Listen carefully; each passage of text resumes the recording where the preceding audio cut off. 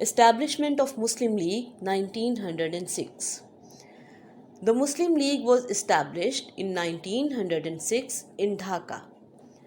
Following factors played an important role in its formation. Number 1. The partition of Bengal in 1905 and the reaction of Hindus. Number 2.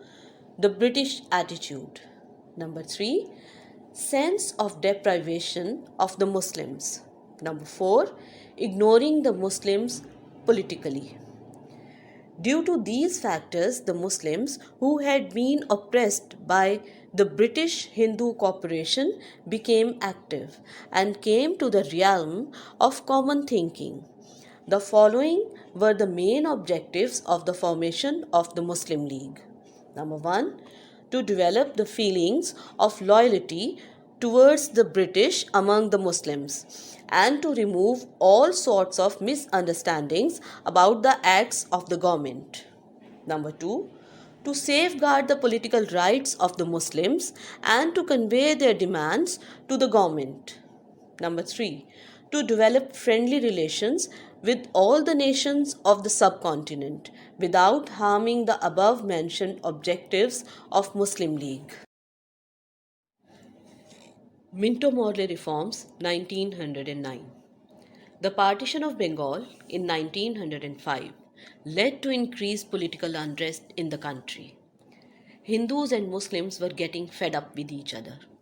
Realizing the sensitivity of the situation, Mr. Morley, an Indian minister, and Lord Minto, the Governor General, jointly compiled some reforms for India. The British Parliament passed the Reforms Bill under the Indian Councils Act 1909.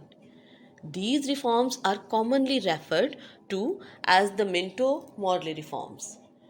Under these reforms, the central and provincial legislative councils were expanded and the number of their members was increased.